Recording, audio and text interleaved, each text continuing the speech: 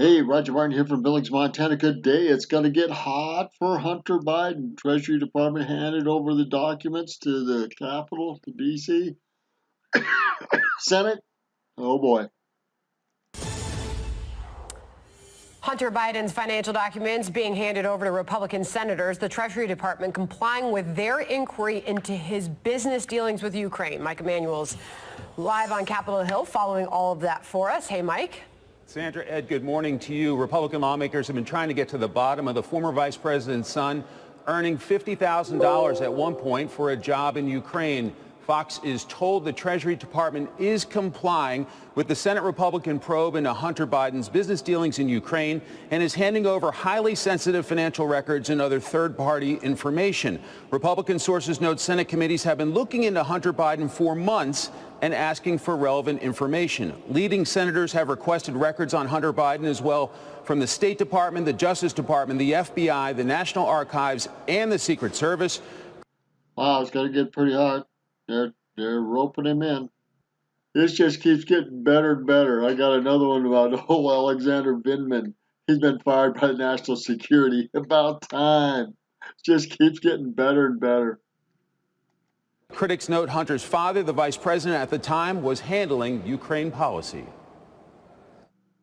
I think the United States Senate has a legal and a moral obligation to get to the bottom of this. The Finance Committee and the Committee on Homeland Security have asked for the suspicious activity reports from the Department of Treasury for Hunter Biden and all of his business associates. Suspicious. Suspicious. Get back to that spot. Obligation to get to the bottom of this. The Finance Committee and the Committee on Homeland Security have asked for the suspicious activity reports from the Department of Treasury. Suspicious again. I repeated that part. I lost it. Sorry. Click of the mouse. But it's very interesting that he says suspicious. I think this goes a lot deeper than Hunter Biden.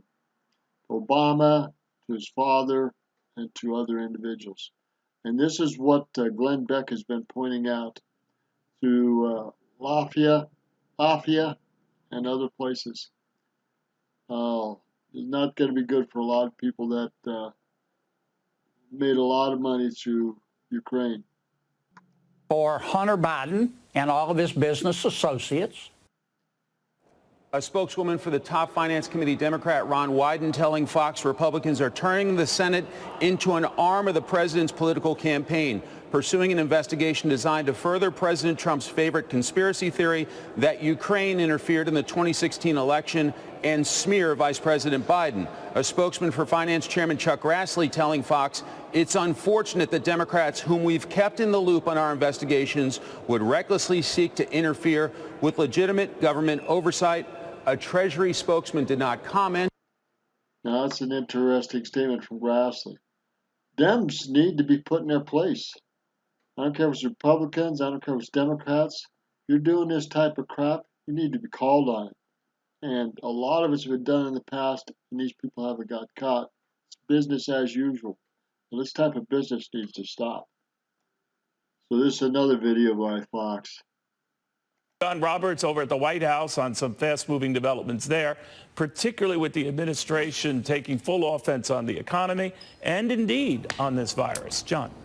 Yeah, and it would seem that the first shoe to drop post-impeachment acquittal is the fact that Lieutenant Colonel Alexander Vindman, who you remember had concerns about the phone call that the president had with the Ukrainian President Vladimir Zelensky and brought those to the attention of the NSC's lead counsel, has been fired from his job and escorted from the White House. In a statement that was given to Fox News by his attorney, David Pressman says, quote, "There is no question in the mind of any American why this man's job is over, why this country now has one less soldier serving it at the White House. Lieutenant Colonel Vindman was asked to leave for telling the truth." Telling the truth.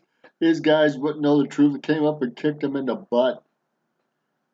honor his commitment to right frightened the powerful. Fox had confirmed this morning that Vindman was not long for the job, and the president was asked about it as he was on the way out of the White House earlier today on his way to North Carolina. Here's what the president said.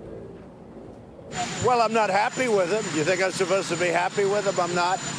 They'll make that decision. You'll be hearing. They'll make a decision. The press secretary had said earlier this week that some people may pay. They sure did.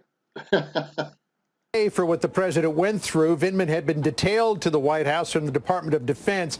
It's assumed that he'll go back there, though we're double checking on that. Also today, a big victory for the president. The D.C. Circuit Court of Appeals, a 3-judge panel, unanimously throwing out the emoluments lawsuit against him. Dozens of Democratic senators and House members had joined that lawsuit, charging that the president was making money from foreign governments at a number of places, including the Trump International Hotel here in Washington. Now, the D.C. Circuit did not decide the case on the merits.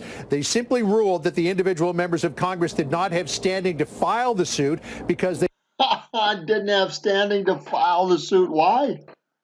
They did not represent a majority of either house. They did not represent the majority of either house. Interesting. The president this morning, though, still taking it as a win. Listen here. It was a total win. This was brought by 230 Democrats in Congress on emoluments. It was another phony case, and we won it 3-0. We won it unanimously. Senate Judiciary Committee member, though, Richard Blumenthal, the senator from Connecticut, indicating that the fight might not be over in a series of tweets earlier today, tweeting, quote, "Today's decision was not based on the merits of our allegations that Trump has been defying the Foreign Emoluments Clause, and nothing changes the fundamental facts. Trump has flagrantly and frequently violated the Constitution's preeminent protection against..." Blumenthal, what an idiot. Sorry.